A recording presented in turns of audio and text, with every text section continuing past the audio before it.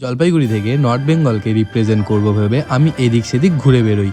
অনেক পাহাড়, বন, নদী ঘুরেছি, আর আগের ভিডিওতেই চিমনি ঘুরে এসেছি। কিন্তু অনেক দিন হয়ে গেল ঘুরতে যেতে পারিনি, আর ভিডিও দিতেও পারিনি। তাই আজকে আমি বেরিয়ে পড়লাম তোমাদের ভিডিও দেওয়ার জন্য গন্তব্যের উদ্দেশ্যে। হে গাইস, আমি ভিঞ্চি, তোমরা দেখছো ভিঞ্চিদা। তো আজকে আমরা চলে এসেছি মংপুতে। আর মংপুতে কেন এলাম তার পিছনে একটা রিজন আছে। সো ছোটোবেলা থেকে আমরা অনেকেই অনেক কবিতা, অনেক গল্প পড়ে আমরা বড় হয়েছি। তো অনেকের অনেক প্রিয় কবি থাকতে পারে। তো তার মধ্যে একজন অন্যতম কবি আমাদের রবীন্দ্রনাথ ঠাকুর, সবারই প্রিয়। তো আমাদের বিখ্যাত কবি রবীন্দ্রনাথ ঠাকুর কিন্তু এই মংপুতে এসেছিলেন, আর এখানে যেই জায়গা বা যেই বাড়িটিতে ছিলেন সেটাই আজকে আমরা ভিজিট করব। বলতে পারো একাধারে তার একটা প্রিয় একটা স্থান হলো মংপু। তো সেটা নিয়েই আজকের গোটা ভিডিওটা। সো গাইস, চলো ভিডিওটা শুরু করা যাক।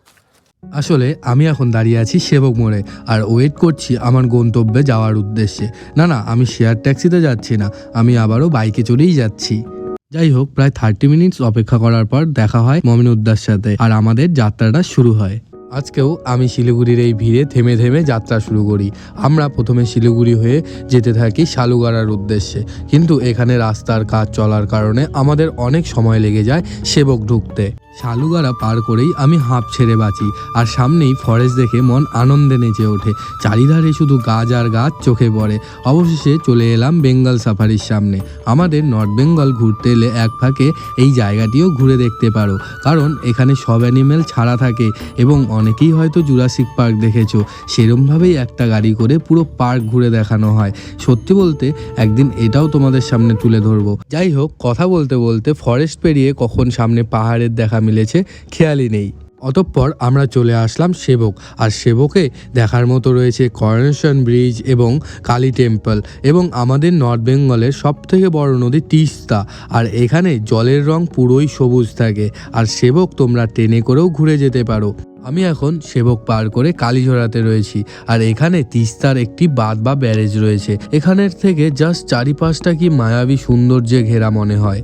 আসলে আজ যাচ্ছি আমি কবিগুরু রবীন্দ্রনাথ ঠাকুর যেই জায়গার প্রেমে পড়ে বারবার ফিরে এসেছিল আমাদের উত্তরবঙ্গে, আর তার সেই প্রিয় স্থান মংপু, যা কিনা যেতে হয় সিকিম যাওয়ার পথ ধরে। আমি যতই এগিয়ে যাচ্ছি কেন জানি না তার লেখা গানগুলো গুনগুন করে যাচ্ছি, এবং প্রকৃতির এই অপরূপ সৌন্দর্যের প্রেমে পড়ে যাচ্ছি।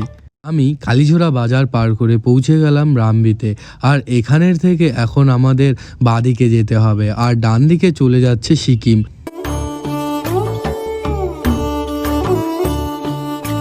হঠাৎ করে সামনে চলে আসলো এই 3 রাস্তার মাথা। এবার যাব কোন দিকে? তাই ম্যাপ দেখে সামনে থাকা আঙ্কেলকে জিজ্ঞেস করে আমরা লেফট সাইডে টার্ন নিলাম। আর তোমরা চাইলে সোজাও যেতে পারো।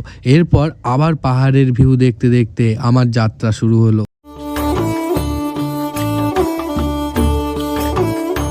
এই পয়েন্টে এসে তোমরা বুঝতে পারবে, যদি সোজা আসো দেন রাইট সাইড দিয়ে আসতে পারবে, আর আমাদের মতো করে এলে লেফট সাইড দিয়ে আসতে পারবে।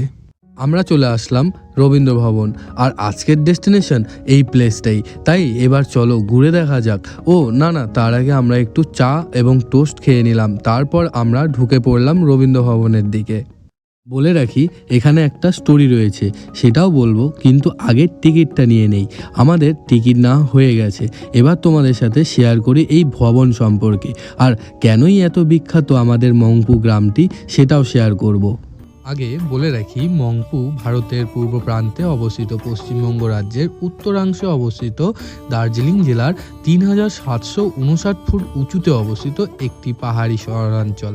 এটি সড়কপথে দার্জিলিং শহর থেকে পূর্ব দিকে 33 কিলোমিটার ও শিলিগুড়ি শহর থেকে 52 কিলোমিটার উত্তরে অবস্থিত। মংপুতে 4টি উচ্চ মাধ্যমিক স্তরের শিক্ষা পর্ষদের অন্তর্ভুক্ত বিদ্যালয় সহ মোট 12টি বিদ্যালয় রয়েছে। মংপু তার সিংকনা আবাদের জন্য বিখ্যাত। একসময় এলাকাটি সিংকনা বাগানের কেন্দ্রস্থল ছিল। ভেষজ গাছের অর্থনৈতিক গুরুত্ব কমে যাওয়ায় সিংকনা বাগানগুলি এখন খুব ভালোভাবে রক্ষণাবেক্ষণ করা হয় না, তবে প্রকৃতির মাঝে ঘুরে বেড়ানোর জন্য এখনও চমৎকার জায়গা। মংপু এবং এর আশেপাশের এলাকাগুলি কমলার জন্য বিখ্যাত।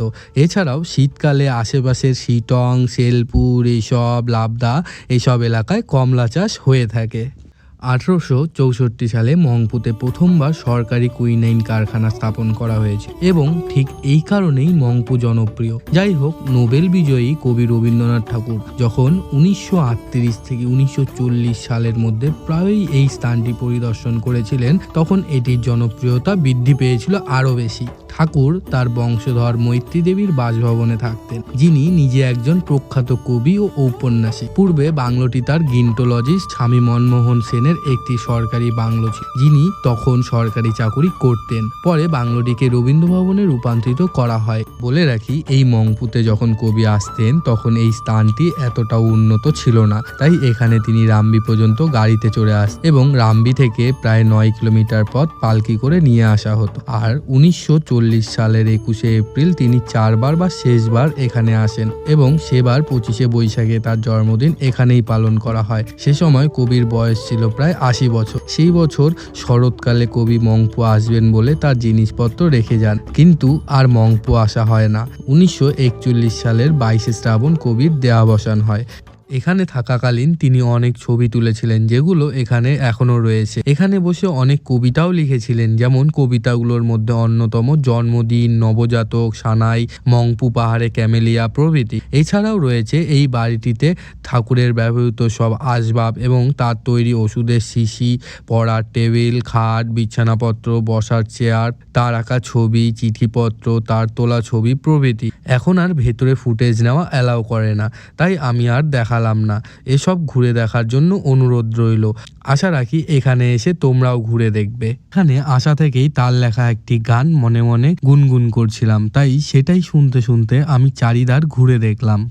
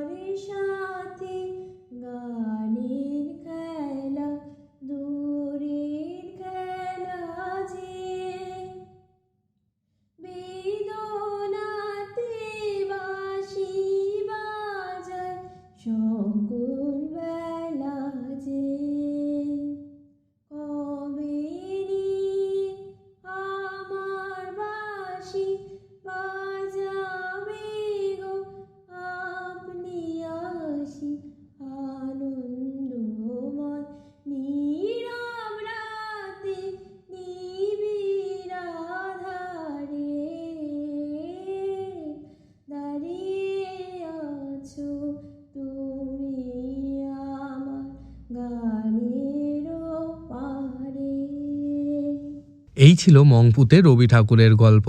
কিন্তু কজন জানে যে এমন একটা জায়গা রয়েছে শিলিগুড়ি থেকে মাত্র 52 কিলোমিটার দূরে? যদি তুমি জেনে থাকো তবে অবশ্যই কমেন্ট করো এবং ভিডিওটা লাইক করে শেয়ার করতে ভুলো না। বিকজ নর্থ বেঙ্গলকে আমি একা তো রিপ্রেজেন্ট করতে পারবো না, চাই তোমাদের সাপোর্ট। যাই হোক, আজকের ট্রাভেল স্টোরিটা এখানেই শেষ হলো। দেখা হচ্ছে আবার একটা নতুন গল্পে, নতুন ভ্রমণের সাথে। সবাই ভালো থেকো, সুস্থ থেকো, বাই।